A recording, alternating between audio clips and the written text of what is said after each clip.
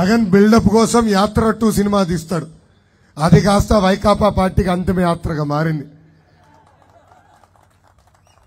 ఇంకా Amaravati files court ఈరోజు పొద్దున ఆర్డర్ ఇచ్చింది. ఆ సినిమా విడుదల చేయొచ్చని చెప్పింది. ప్రజలందరూ చూడాల్సిన అవసరం ఉంది. ఎందుకంటే భూమి అనేది, సొంత భూమి అనేది అందరి కల.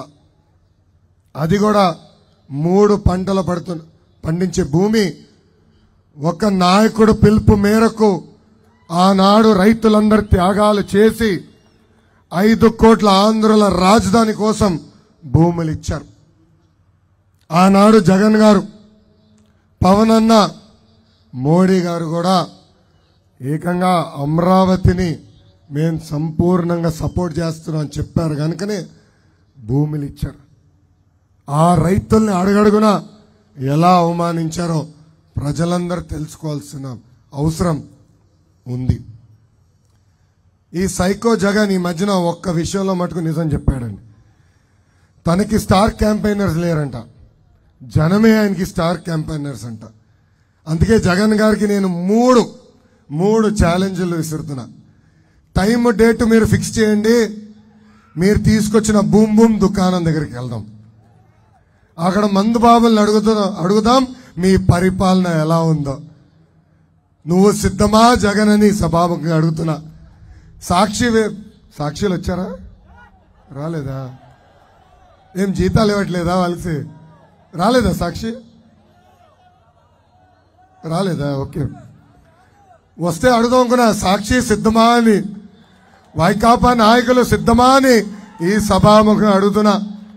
ఈరోజు ఆ బూమ్ బూమ్ దుకాణం దగ్గరికి వెళ్తే మందు బాబులు ఈ ప్రభుత్వాన్ని ఎన్ని బండబూతులు తిడుతున్నారో ప్రజలందరికీ తెలుసు. తెలుగింటి ఆడపడుచులు కూడా ఆలోచించాలా. ఆనాడు సైకో జగన్ సంపూర్ణ మద్యపాన నిషేధం చేసిన తర్వాతనే మీ ఓటు అడుగుతా అన్నాడు. ఏం తల్లి, సంపూర్ణ మద్యపాన నిషేధం చేశాడా తల్లి? ఈరోజు ఊరూరు కాదు కదా, వీధి వీధి ఇంటింటికి మద్యం తీసుకొచ్చి డెలివరీ చేస్తున్నారు. ప్రభుత్వమే దుకాణాలు నడిపిస్తున్నారు తల్లి. ప్రభుత్వ ఉద్యోగస్తులను అక్కడ పెట్టి టార్గెట్లు ఇచ్చి మీరింత అమ్మపోతే మిమ్మల్ని సస్పెండ్ చేస్తామని చెప్పిన వ్యక్తి ఈ సైకో జగన్. నేను రెండో ఛాలెంజ్ ఇస్తున్నా ఈ సైకో జగన్కి. మీరు ఎంచుకునే ఇంటికి వెళ్దాం, అక్కడున్న తెలుగింటి ఆడపడుచులతో మాట్లాడదాం. గత 5 సంవత్సరాలుగా, క్షమించాలి 4 సంవత్సరాలు 10 నెలలుగా మీరు పెంచిన ధరల గురించి చర్చిద్దాం. పెట్రోల్, డీజిల్, గ్యాస్ ధర పెంచారు, నిత్యావసర సరుకుల ధరలు పెంచారు, కరెంటు ఛార్జీలు పెంచారు. ఏ ఒక్క ఇంటికి వెళ్ళినా తెలుగింటి ఆడపడుచులు జగన్కి షాక్ ఇచ్చేదానికి సిద్ధంగా ఉన్నారు. అందుకే తల్లి ఈ మధ్యన పరదాలు కట్టుకుని తిరుగుతున్నాడు మన ముఖ్యమంత్రి సైకో జగన్మోహన్ రెడ్డి. మూడో ఛాలెంజ్, ఈ 2 కాకపోతే మూడో ఛాలెంజ్, యువత దగ్గరికి వెళ్దాం. నన్ను వచ్చి ఈరోజు డిఎస్సి రాసేదానికి వచ్చి యువకులు రాసేవాళ్ళు నన్ను కలిశారు. గత 4 సంవత్సరాలు 10 నెలలుగా ఒక్క డిఎస్సి లేదు. గ్రూప్ 1, గ్రూప్ 2 నోటిఫికేషన్ సరిగా లేవు.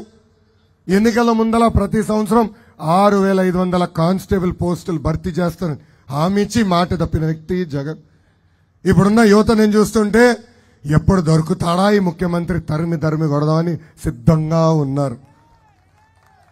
అందుకే మన ప్రాంతానికి వస్తే ముఖ్యమంత్రి ఏకంగా చెట్టుల్ని కూడా నరికి తిరిగే పరిస్థితి ఈ రోజు వచ్చింది.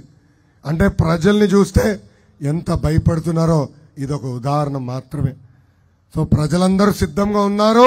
2 నెలల్లో మిమ్మల్ని ఇంటికి పంపించేదానికని ఈ సభాముఖంగా జగన్ నేను తెలుపుతున్నా.